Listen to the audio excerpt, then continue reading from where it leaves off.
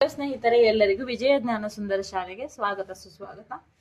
ಇವತ್ತು ನಾವು ಕನ್ನಡ ವ್ಯಾಕರಣ ದರ್ಪಣ ಸರಣಿಯಲ್ಲಿ ಆಗಮ ಸಂಧಿಯನ್ನ ಸಂಪೂರ್ಣವಾಗಿ ನೋಡೋಣ.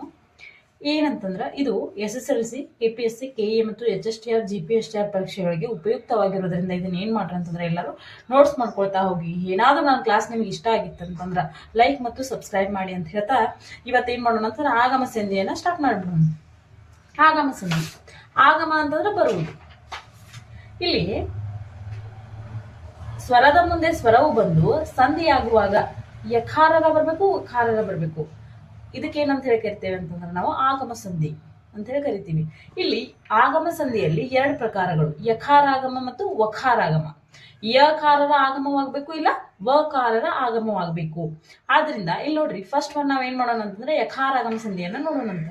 ನೋಡ್ರಿ, ಯಕಾರಾಗಮ ಸಂಧಿ. ಸ್ವರದ ಮುಂದೆ ಸ್ವರವು ಬಂದು ಸಂಧಿಯಾಗುವಾಗ ಯಕಾರವು ಹೊಸದಾಗಿ ಬಂದರೆ ಅದನ್ನ ನಾವು ಯಕಾರಾಗಮ ಸಂಧಿ ಅಂತ ಹೇಳಿ ಕರಿತೀವಿ. ಸ್ವರದ ಮುಂದೆ ಸ್ವರವು ಬರಬೇಕು, ಅಲ್ಲಿ ಸಂಧಿಯಾಗುವಾಗ ಯಕಾರವು ಹೊಸದಾಗಿ ಬಂದರೆ ಅದಕ್ಕೆ ನಾವೇನಂತ ಹೇಳಿ ಕರಿತೀವಿ, ಯಕಾರಾಗಮ ಸಂಧಿ ಅಂತ ಹೇಳಿ ಕರಿತೀವಿ. ಈಗ ಉದಾಹರಣೆಯಾಗಿ ನಾವು ಮನೆಯಲ್ಲಿ ಬಿಡಿಸ್ಬಾರ್ದ್ರೆ ಏನಾಕೈತಿ, ಮನೆ ಪ್ಲಸ್ ಅಲ್ಲಿ ಮನೆಯಲ್ಲಿ. ಇದು ಪೂರ್ವ ಪದ, ಇದು ಉತ್ತರ ಪದ. ನೋಡ್ರಿ, ಪೂರ್ವ ಪದದ ಕೊನೆಯ ಅಕ್ಷರ ನೋಡ್ಬೇಕು, ಉತ್ತರ ಪದದ ಮೊದಲನೇ ಅಕ್ಷರವನ್ನ ನಾವು ಇಲ್ಲಿ ನೋಡ್ಬೇಕು. ಇಲ್ಲಿ ನೋಡ್ರಿ, ಮನೆ ನ ಪ್ಲಸ್ ಎ ಕೂಡ ಏನಾಗಿರ್ತೈತಿ, ನೇ ಆಗಿರ್ತೈತಿ.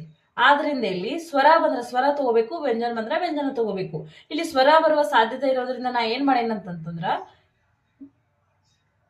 ನೇ ಸ್ವರ ತಗೊಂಡೇನೆ. ಇಲ್ಲಿ ಉತ್ತರ ಪದದ ಮೊದಲನೇ ಅಕ್ಷರದಲ್ಲಿ ಏನಿರ್ತೈತಿಲ್ಲ, ಸ್ವರ ಇದ್ರ ಸ್ವರನ ತಗೋಬೇಕು, ವ್ಯಂಜನ ಇದ್ರೆ ವ್ಯಂಜನ ತಗೋಬೇಕು. ಇಲ್ಲಿ ಸಂಧಿ ಆಗುವಾಗ ಮನೆ ಪ್ಲಸ್ ಅಲ್ಲಿ, ಸಂಧಿ ಆಗುವಾಗ ಮನೆಯಲ್ಲಿ ಯ ಬರ್ತೈತಿ. ನೋಡ್ರಿ, ಯಕಾರ ಬರ್ತೈತಿ. ಸ್ವರದ ಮುಂದೆ ಸ್ವರವು ಬಂದು ಸಂಧಿಯಾಗುವಾಗ ಇಲ್ಲಿ ಯಕಾರ ಆಗಮವಾದರೆ ಅದಕ್ಕೇನಂತ ಹೇಳಿ ಕರಿತೇವೆ ನಾವು, ಯಕಾರಾಗಮ ಸಂಧಿ ಅಂತ ಹೇಳಿ ಕರಿತೇವೆ. ಈಗ ಇಲ್ಲಿ ಏನ್ ಮಾಡ್ತದಂದ್ರ ಈ ಎಲ್ಲೂ ಲೋಪ ಆಗಿರುವುದಿಲ್ಲ. ಇದು ಯ ಅಂತಂದ್ರ ಯ ಪ್ಲಸ್ ಇರೋದ್ರಿಂದ ಇದು ಯ ಆಗಿರ್ತೈತಿ. ಆದ್ರಿಂದ ಇದು ಅನ್ನೋದು ಯ ಒಳಗ ಕೂಡ್ಕೊಂಡಿರೋದನ್ನ ನಾವಿಲ್ಲಿ ನೋಡ್ಬೋದು. ಇನ್ನೊಂದು ಏನಂತಂದ್ರೆ ಗುಡಿಯೊಳಗೆ ಇಲ್ಲಿ ಯನ ಬರ್ಬೇಕಂತ ಏನಿಲ್ಲ, ಯ ಖಾರಗಳು ಬರ್ಬೋದು, ಯ ಬರ್ಬೋದು, ಈ ಬರ್ಬೋದು, ಯೋ ಬರ್ಬೋದು, ಹೀಗೆ ಯ ಖಾರಗಳು ಬರ್ಬೋದು. ಆದ್ರಿಂದ ಇಲ್ಲಿ ಇನ್ನೊಂದು ಉದಾಹರಣೆ ನೋಡೋದಾದ್ರ ಗುಡಿಯೊಳಗೆ, ಗುಡಿ ಪ್ಲಸ್ ಒಳಗೆ ಬಿಡಿಸಿ ಬರೆದ್ರ ಇಲ್ಲಿ ಗುಡಿ ಪೂರ್ವ ಪದ, ಇದು ಉತ್ತರ ಪದ. ಗುಡಿ ಇಲ್ಲಿ ಈ ತಗೋತೀನಿ, ಪೂರ್ವ ಪದದ ಕೊನೆಯ ಅಕ್ಷರದಲ್ಲಿ ಸ್ವರ ಬರುವ ಸಾಧ್ಯತೆ ಇಲ್ಲ, ಈ ಅದಕ್ಕೆ ಈ ತಗೋತೀನಿ. ಇಲ್ಲಿ ಉತ್ತರ ಪದದ ಮೊದಲನೇ ಅಕ್ಷರದಲ್ಲಿ ಓ ಇರೋದ್ರಿಂದ ಓ ತಗೋತೀನಿ. ಸ್ವರದ ಮುಂದೆ ಸ್ವರ ಬಂತ, ಗುಡಿಯೊಳಗೆ ನೋಡಿ ಸಂಧಿ ಆಗುವಾಗ ಗುಡಿ ಒಳಗೆ ಇದ್ದದ್ದು ಗುಡಿಯೊಳಗೆ ಆತ, ಯೋ ಬಂತ, ಯಕಾರ ಬಂತಲ್ಲ, ಅದಕ್ಕೆ ನಾವೇನಂತ ಹೇಳಿ ಕರಿತೀವಿ ಅಂತಂದ್ರೆ ಯಕಾರಾಗಮ ಸಂಧಿ ಅಂತ ಹೇಳಿ ಕರಿತೀವಿ. ಸ್ವರದ ಮುಂದೆ ಸ್ವರವು ಬಂದು ಸಂಧಿ ಆಗುವಾಗ ಯಕಾರ ಆಗಮವಾದ್ರೆ ಇದನ್ನ ಏನಂತ ಹೇಳಿ ಕರಿತೀವಿ, ಯಕಾರಾಗಮ ಸಂಧಿ ಅಂತ ಹೇಳಿ ಕರಿತೀವಿ. ಇನ್ನೊಂದು ಉದಾಹರಣೆ, ಕೈ. ಇದು ಪೂರ್ವ ಪದ, ಇದು ಉತ್ತರ ಪದ. ಪೂರ್ವ ಪದದ ಕೊನೆಯ ಅಕ್ಷರದಲ್ಲಿ ಏನೈತಿ, ಕೈ ಐತಿ, ಅಂದ್ರೆ ಐ ಬರ್ತೈತಿ ಸ್ವರ. ಇಲ್ಲಿ ಉತ್ತರ ಪದದ ಮೊದಲನೇ ಅಕ್ಷರದಲ್ಲಿ ವ್ಯಂಜನ ಇದ್ರೆ ವ್ಯಂಜನ ತಗೋಬೇಕು, ಸ್ವರ ಇದ್ರೆ ಸ್ವರ ತಗೋಬೇಕು. ಏನೈತಿ, ಐತಿ, ತಗೊಂಡಿ. ಸ್ವರದ ಮುಂದೆ ಸ್ವರವು ಬಂದು ಇಲ್ಲಿ ಸಂಧಿ ಏನಾಗತ್ತಲ್ಲ, ಕೈ ಪ್ಲಸ್ ಅಲ್ಲಿ ಇದ್ದದ್ದು ಕೈ ಎಲ್ಲಿ ಆಗತೈತಿ, ಅಂದ್ರ ಇಲ್ಲಿ ಯ ಬಂತ, ಯ ಆಗಮವಾಗೋದ್ರಿಂದ ಇದಕ್ಕೇನಂತ ಹೇಳಿ ಕರಿತೀವಿ ಅಂತಂದ್ರೆ ಯಕಾರ ಆಗಮ ಸಂಧಿ ಅಂತ ಹೇಳಿ ಕರಿತೀವಿ. ಈ ಆಗಮ ಸಂಧಿ. ಇನ್ನ ವಕಾರಾಗಮ ಸಂಧಿ ಅಂತ ಏನಂತಂದ್ರ ನೋಡೋಣ. ವಕಾರಾಗಮ ಸಂಧಿ, ಸ್ವರದ ಮುಂದೆ ಸ್ವರವು ಬಂದು ಸಂಧಿ ಆಗುವಾಗ ಸೇಮ್ ಯಕಾರಾಗಮ ಸಂಧಿ ಹೆಂಗೈತ್ಲ ಹಂಗ ವಕಾರಾಗಮ ಸಂಧಿ. ಸ್ವರದ ಮುಂದೆ ಸ್ವರವು ಬಂದು ಸಂಧಿ ಆಗುವಾಗ ವಕಾರವು ಹೊಸದಾಗಿ ಬಂದರೆ ಅದನ್ನ ನಾವೇನಂತ ಹೇಳಿ ಕರಿತೀವಿ, ವಕಾರಾಗಮ ಸಂಧಿ ಅಂತ ಹೇಳಿ ಕರಿತೀವಿ. ಉದಾಹರಣೆ, ಗುರುವನ್ನು ಬಿಡಿಸಿ ಬರೆದ್ರ ಗುರು ಪ್ಲಸ್ ಅನ್ನು ಗುರುವನ್ನು. ಇದು ಪೂರ್ವ ಪದ, ಇದು ಉತ್ತರ ಪದ. ಪೂರ್ವ ಪದದ ಕೊನೆಯ ಅಕ್ಷರ ಏನೈತಿ, ರು ಐತಿ. ರ ಪ್ಲಸ್ ಉ ಇರೋದ್ರಿಂದ ಏನಾಗಿರ್ತೈತಿ, ಇದ ರು ಆಗಿರ್ತೈತಿ. ಇಲ್ಲಿ ಪೂರ್ವ ಪದದ ಕೊನೆಯ ಅಕ್ಷರದಲ್ಲಿ ವ್ಯಂಜನ ಬಂದ್ರೆ ವ್ಯಂಜನ ತಗೋಬೇಕು, ಸ್ವರ ಬಂದ್ರೆ ಸ್ವರ ತಗೋಬೇಕು. ಆದ್ರಿಂದ ನಾನು ಏನ್ ತಗೋತೀನಿ, ಸ್ವರ ಬರುವ ಸಾಧ್ಯತೆ ಇರೋದ್ರಿಂದ ನಾನು ಊ ತಗೋತೀನಿ. ಇಲ್ಲಿ ಉತ್ತರ ಪದದ ಮೊದಲನೇ ಅಕ್ಷರದಲ್ಲಿ ಏನಿರ್ತೈತ್ಲ, ಸ್ವರ ಇದ್ರ ಸ್ವರನ ತಗೋಬೇಕು, ವ್ಯಂಜನ ಇದ್ರೆ ವ್ಯಂಜನನ ತಗೋಬೇಕು. ಐತ್ಲ ತಗೋತೀನಿ.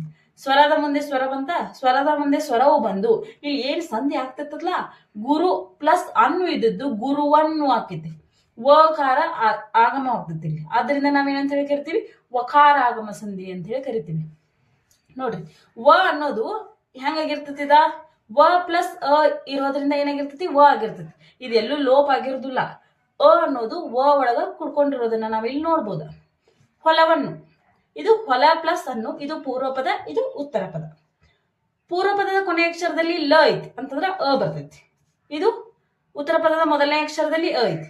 ಸ್ವರದ ಮುಂದೆ ಸ್ವರವು ಬಂದು ಅಕಾರಗಳಿಗೆ ಅನ್ನು ಬರ್ಬೋದು. ಆದ್ರಿಂದ ಇಲ್ಲಿ ನಾವು ಸಂಧಿ ಆಗುವಾಗ ಹೊಲ ಪ್ಲಸ್ ಅನ್ನು ಇದ್ದದ್ದು ಹೊಲವನ್ನು ಆಗೈತಿ, ವ ಬಂತು ಆಗಮವಾಗಿ. ಆದ್ದರಿಂದ ಇದನ್ನ ವಕಾರಾಗಮ ಸಂಧಿ. ಇಲ್ಲೇ ಮಗುವಿಗೆ, ಮಗು ಪ್ಲಸ್ ಹೀಗೆ ಮಗುವಿಗೆ, ಮಗು ಹೂ ಬರ್ತೈತಿ. ಪೂರ್ವ ಪದದ ಕೊನೆಯ ಅಕ್ಷರದಲ್ಲಿ ಹೂ ಬರ್ತೈತಿ. ಉತ್ತರ ಪದದ ಮೊದಲನೇ ಅಕ್ಷರದಲ್ಲಿ ಏನೈತ್ಲ ಅದನ್ನ ತಗೋಬೇಕು. ಈ ಸ್ವರ ಇದ್ರ ಸ್ವರ, ವ್ಯಂಜನ ಇದ್ರ ವ್ಯಂಜನ. ಆದ್ರಿಂದ ಇಲ್ಲಿ ಕೂಡಿಸಿ ಸಂಧಿ ಆಗುವಾಗ ಏನಾಗತೈತಿ, ವ ಬರತೈತಿ. ವನ ಬರ್ಬೇಕಂತ ಏನಿಲ್ಲ, ವ ಬರ್ಬೋದು, ವಿ ಬರ್ಬೋದು, ಓ ಬರ್ಬೋದು, ಏನು ಬೇಕಾದ್ರೂ ಬರ್ಬೋದು. ವ ಕಾರಗಳು ಬರ್ಬೇಕು. ಮಗು ಪ್ಲಸ್ ಹೀಗೆ ಮಗುವಿಗೆ ಆಗೈತಿ, ವ ಬಂದ್ಲ. ಆದ್ದರಿಂದ ಇದನ್ನ ಏನಂತ ಹೇಳಿ ಕರಿತೀವಿ, ವಕಾರಾಗಮ ಸಂಧಿ ಅಂತ ಹೇಳಿ ಕರಿತೀವಿ.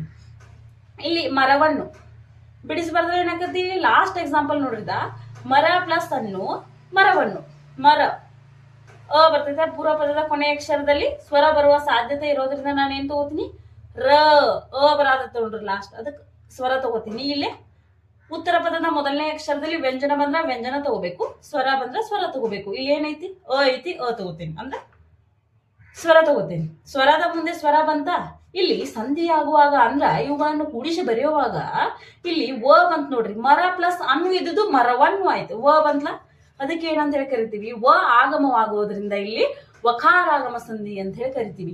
ಇಲ್ಲಿ ಆಗಮ ಸಂಧಿಯಲ್ಲಿ ಸ್ವರದ ಮುಂದೆ ಸ್ವರವು ಬಂದು ಸಂಧಿ ಆಗುವಾಗ ಯ ಕಾರ ಬರ್ಬೇಕು ಅಥವಾ ವ ಕಾರಣ ಬರ್ಬೇಕು. ಇದನ್ನ ನಾವೇನಂತ ಹೇಳಿ ಕರಿತೀವಿ, ಆಗಮ ಸಂಧಿ ಅಂತ ಹೇಳಿ ಕರಿತೀವಿ. ಈ ಆಗಮ ಸಂಧಿಯಲ್ಲಿ ಸ್ವರದ ಮುಂದೆ ಸ್ವರ ಬರುವುದನ್ನ ನೋಡ್ತೇವೆ ನಾವಿಲ್ಲಿ. ಸ್ವರದ ಮುಂದೆ ಸ್ವರ ಬರೋದಿಲ್ಲ ಇಲ್ಲಿ, ಆದ್ದರಿಂದ ಇದು ಸ್ವರ ಸಂಧಿ ಆಗೈತಿ. ಲೋಪ ಸಂಧಿ ಕೂಡ ಸ್ವರ ಸಂಧಿನೇ ಆಗ್ತೈತಿ, ಆಗಮ ಸಂಧಿ ಕೂಡ ಸ್ವರ ಸಂಧಿ ಆಗುವುದನ್ನ ನಾವಿಲ್ಲಿ ನೋಡ್ಬೋದು. ಆದ್ರಿಂದ ಈ ಕ್ಲಾಸ್ ನಿಮ್ಗೆ ಇಷ್ಟ ಆಗಿದ್ರೆ ಲೈಕ್ ಮಾಡಿ ಅಂತ ಹೇಳ್ತಾ ಧನ್ಯವಾದಗಳು.